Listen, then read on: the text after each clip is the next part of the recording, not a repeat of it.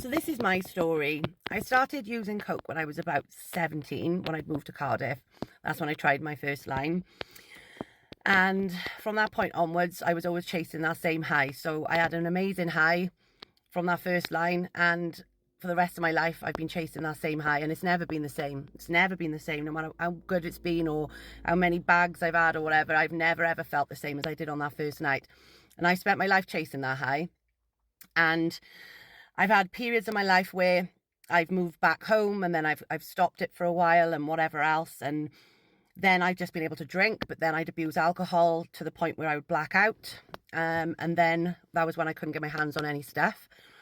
Recreationally, I've obviously done other things as well, but like Coke has always been my absolute demon. Like that's been the one that's always sort of got me. And I never did it on its own, unless it was like the morning I was hungover or something like that. But I'd abused it for years, and it's so easy to get hold of. It's so popular and everybody is doing it locally, and it's so hard to say no to it, because everybody else does it and you just think it's the right thing to do, and it's not the right thing to do, but everybody else doing it around you kind of confirms that, maybe it's not that bad, and you start to kid yourself that it's all right, you won't hurt and whatever, and before you know it, like, it's no longer fun, and over time it just got that I was doing more and more to get little effect. Didn't feel like I was getting as high as obviously other people. I never got drunk anymore. Like my tolerance to drink went up, and I just ended up spending more and more money on it, and then I was obsessing over it. So I would have periods of sobriety where I would go like a couple of days without it and then reward myself by binging on it on the weekend.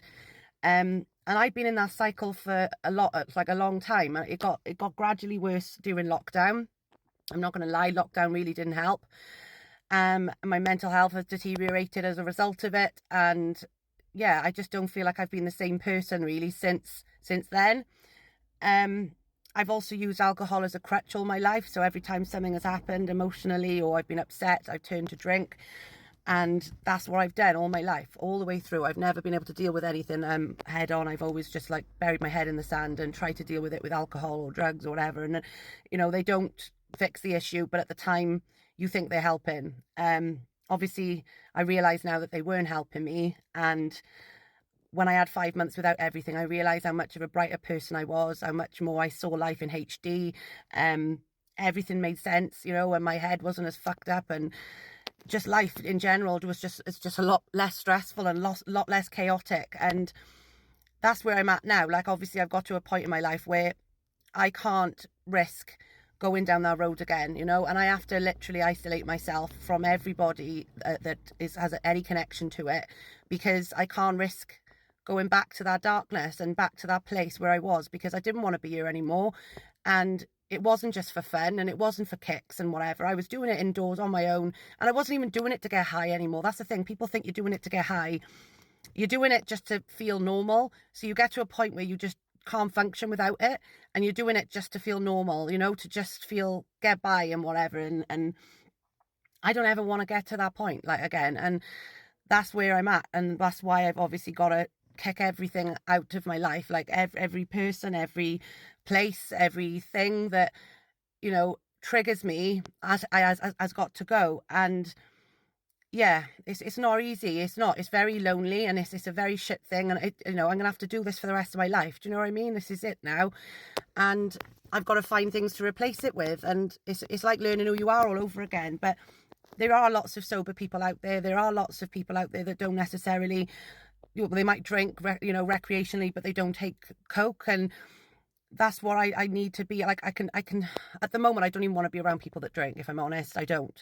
I find it too hard, and because of that, I need to just stay alone, and focus on getting better. But in time, maybe I'd be able to be around people that drink and it wouldn't bother me, because there were times when it didn't bother me when people were drinking and I was sober. But this time round, I just feel like I really need to give it my all and just do everything in my power to protect my sobriety. So that's where I'm at. I am 26 days sober and clean. I am fighting it every day. I am hurting because I've just gone through a breakup, and it's not nice. And it's not going to be nice for a while, I don't think. But in 5 years' time from now, I'm hoping to be a completely different place in my life, and I want my kids to be proud of me, you know, and I want to be the best mum I can be, and I want to give them the holidays they deserve, and I want to go and make memories with them, and I can have my time when I'm older, you know. If I decide I want to go back out and start partying when I'm older and the kids are grown up, then so be it. But they're young now, and they need me more than obviously anything in the world. So I've got to do my best to fix myself for them, and that's why everything has to come before, like my sobriety has to come before everything. So that's a bit about me, guys. Yeah, it was mainly vodka when I was drinking, and you know, it would usually turn into like a couple of days of session. I just had no stop button, and that's my story basically. So if you want to follow me and see how far I can get, then I appreciate all your support at the moment. I'm not in a very good place, so yeah, I'll be grateful for any support that you give me. Peace and love.